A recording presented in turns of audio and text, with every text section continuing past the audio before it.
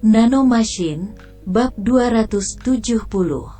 Malam di penginapan bagian 6. Disergap, sepertinya melihat dari bahu kiri, Yang Danwa tidak dalam kondisi baik. Yang Danwa memalingkan wajahnya yang pucat ke arah gudang. Saya sedang dalam perjalanan untuk merawat kuda, dan lelaki tua di penginapan itu membunuh seorang lelaki. Terbunuh. Sekelompok prajurit lain kemudian dengan cepat berlari menuju gudang. Ada orang tua yang meninggal di lumbung. Pemimpin. 3 orang terkejut melihat orang mati itu, pemimpin mereka di gudang. Pria itu berkata dia akan pergi bertanya kepada pria tua itu. Tetapi ditemukan tewas. Sementara mereka sedih dan marah. Salah satu dari mereka mencari pria itu, tetapi mereka tidak dapat menemukan label simbol itu. Tidak di sini. Mereka kemudian mulai mencari di daerah itu dan dengan cepat berlari ke tempat yang Danwa berada dan bertanya, apakah orang tua itu membunuh pemimpin kita di sini? Iya. Saya melihatnya dengan mata kepala sendiri. Dia kemudian berlari menuju sungai ketika kalian semua keluar. Tidak. Siap-siap. Ya Pak. 3 dari mereka hanya berpikir untuk menemukan lelaki tua itu, yang bertanggung jawab atas kematian pemimpin mereka dan menyembunyikan label oranye. Saat malam hujan deras. Tetapi mereka mengeluarkan kuda dan membawa pemimpin mereka yang telah meninggal dan meninggalkan penginapan. Biksu dari Marga Mudan mencoba menghentikan mereka karena hujan terlalu deras.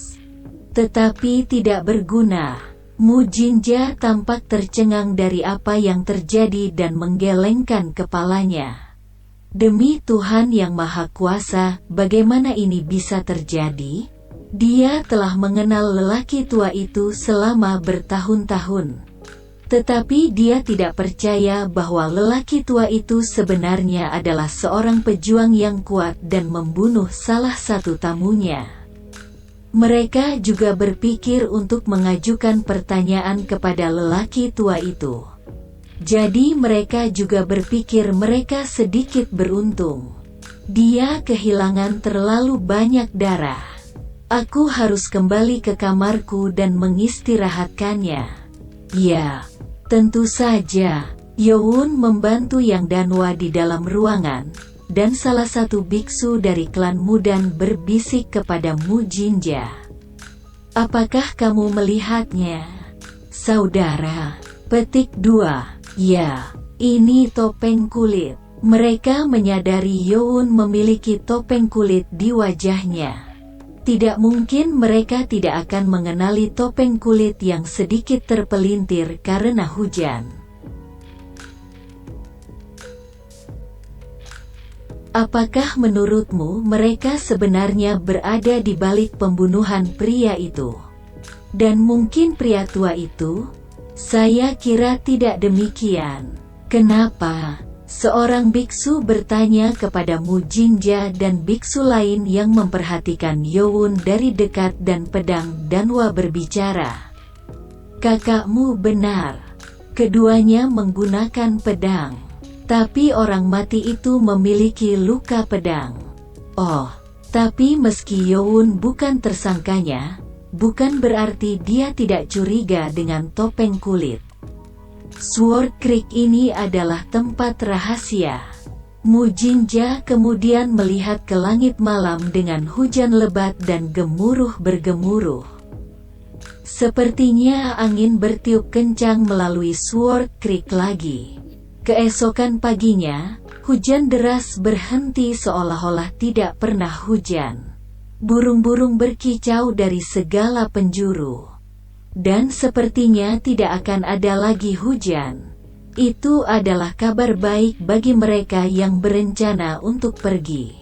Kelompok Yowun bersiap untuk pergi sebelum fajar. Yowun berencana untuk pergi lebih awal. Karena dia mendengar para biksu klan Mudan membicarakannya kemarin malam, dan mengira mereka semakin curiga. Tapi, mereka sudah pergi, saat Youn bangun pagi-pagi sekali. Hujan mulai reda dan para biksu dari klan Mudan segera meninggalkan penginapan. Mereka pergi diam-diam, berusaha untuk tidak memberitahu siapapun bahwa mereka akan pergi. Apakah karena tentang apa yang kemarin terjadi?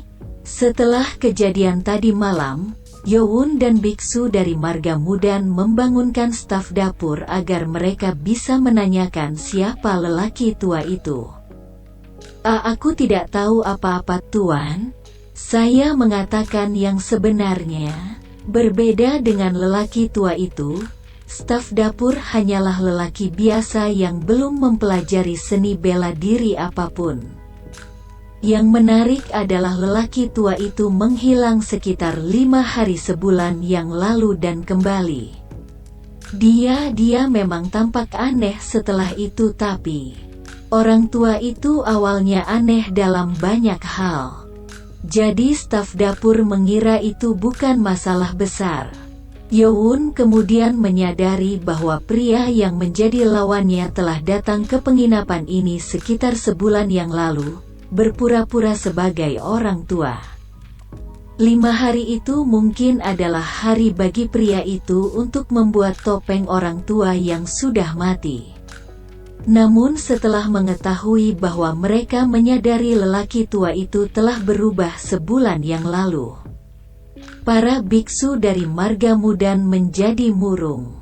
Saudara laki-laki, itu cocok dengan tanggal ketika kami kehilangan kontak dengannya. Kalau begitu kita harus menangguhkan.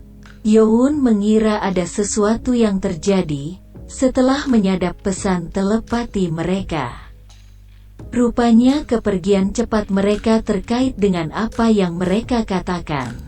Kalau mereka pergi ke Sword Creek, aku akan segera mengetahuinya.